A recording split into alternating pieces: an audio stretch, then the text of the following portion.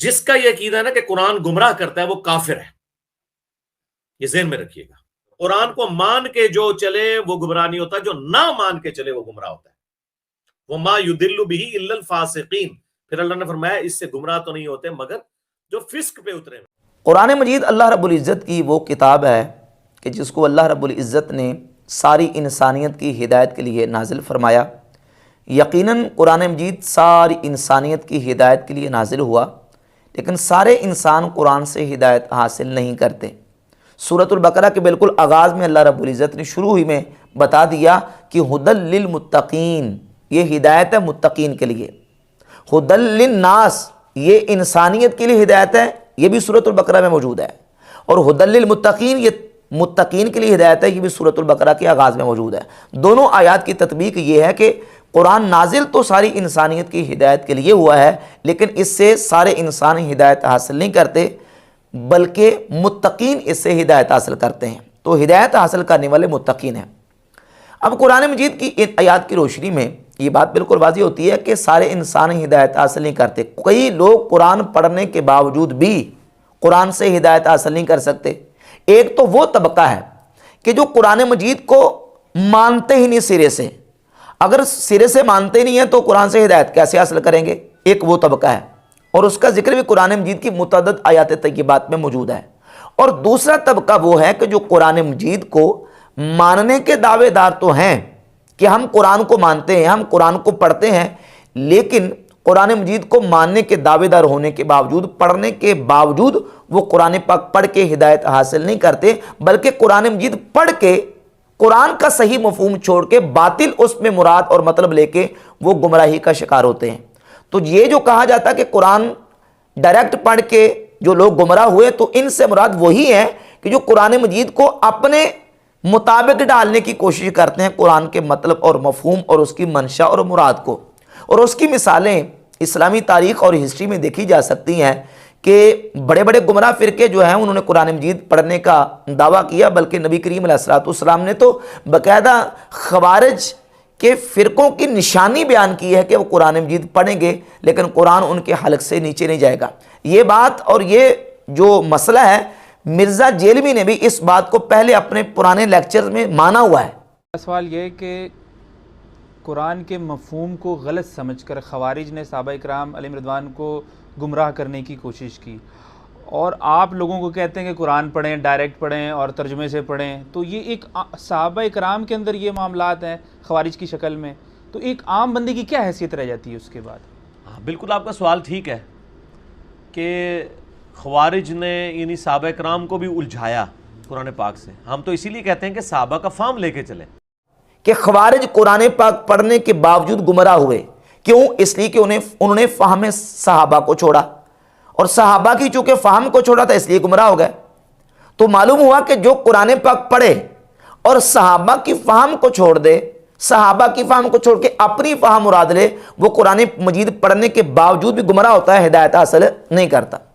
اور اس کی مثال واضح خوارج کی موجود ہے کہ رسول اللہ صلی اللہ علیہ وآلہ وسلم نے جن کی نشانیاں اور علامات بیان کی ہیں، وہ کو گرنتھ وید تو نہیں پڑھتے تھے، نہ گرنتھ وید کو ماننے کے دعوے دار تھے، وہ قرآن کو ماننے کے دعوے دار تھے، بلکہ قرآن مجید کے ہی حوالے پیش کرتے تھے۔ نبی کریم علیہ السلام نے جو ان کی نشانیاں بیان کی ہیں، صحیح بخاری، مسلم، ترمذی، ابو داؤد، ابن ماجہ، حدیث کی ہر کتاب میں خوارج کے بارے میں پورے چیپٹرز اور عنوانات موجود ہیں۔ صحیح بخاری، مسلم میں چیپٹرز موجود ہیں۔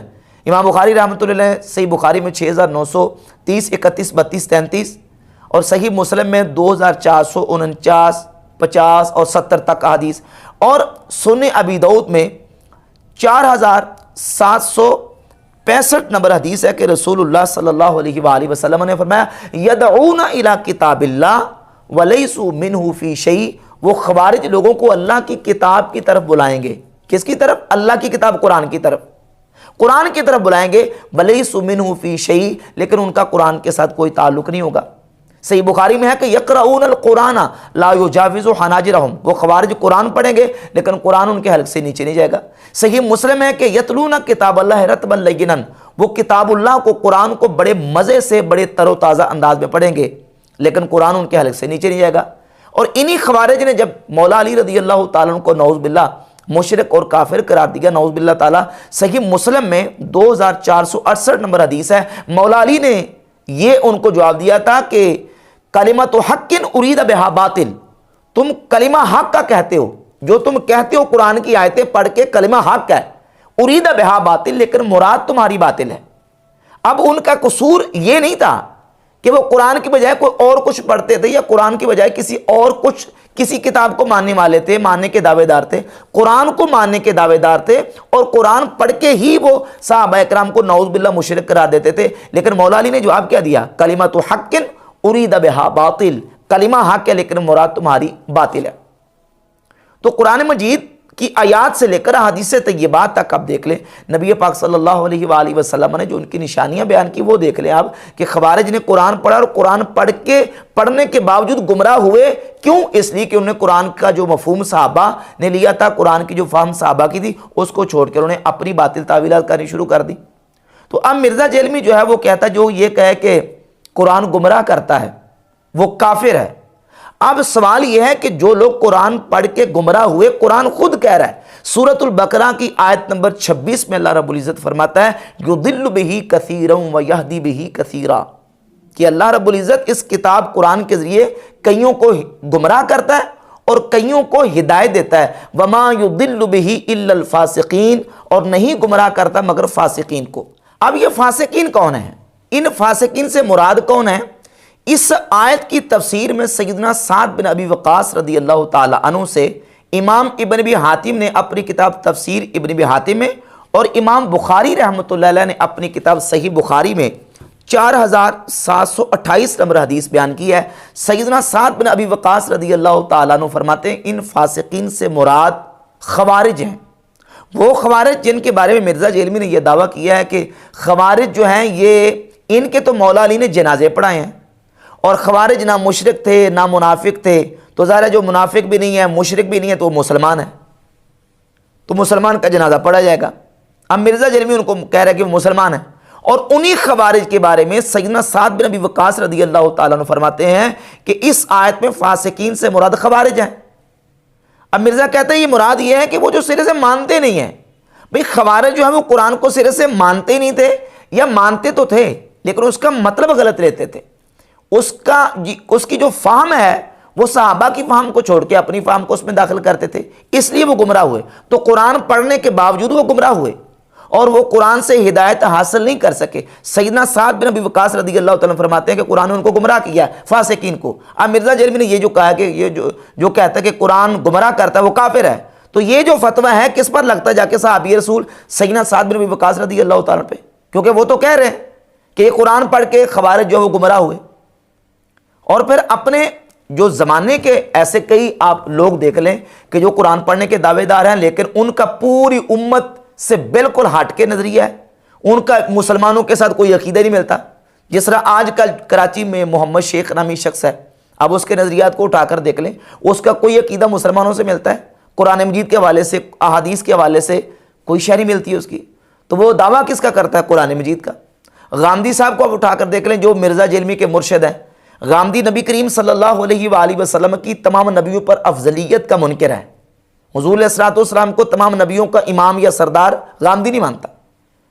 دلیل قرآن مجید سے استدلال کر کے، قرآن مجید کا دعویٰ کر کے وہ یہ ثابت کرنے کی کوشش کرتے ہیں عیسیٰ علیہ الصلوۃ والسلام قرب قیامت دنیا میں تشریف لائیں گے، یہ مسلمانوں کا اس پر اجماع ہے، غامدی صاحب اس کے منکر ہے۔ نبی کریم صلی اللہ علیہ وسلم کی ذات اقدس کو اللہ رب العزت جل شانہ نے جسمانی معراج کروائی، سب مانتے ہیں کہ جسمانی معراج حضور علیہ الصلوۃ والسلام کو ہی، اور اس کا منکر گمراہ ہے۔ اور غامدی صاحب جو ہیں وہ نبی کریم علیہ الصلوۃ والسلام کی معراج جسمانی کے منکر ہیں۔ اس کے علاوہ دیگر اس طرح کے لوگ، اب دیگر جتنے گمراہ فرقے ہیں، قادیانیوں کو لے لیں آپ، قادیانی جو ہے ان کا تو مسلمانوں کے ساتھ کوئی تعلق ہی نہیں، لیکن پڑھتے وہ قرآن ہے، حدیثیں پڑھتے ہیں، قرآن مجید کے ترجمے، تفاسیر، صحیح بخاری کے تراجم اور انہوں نے شروحات کی ہوئی ہے۔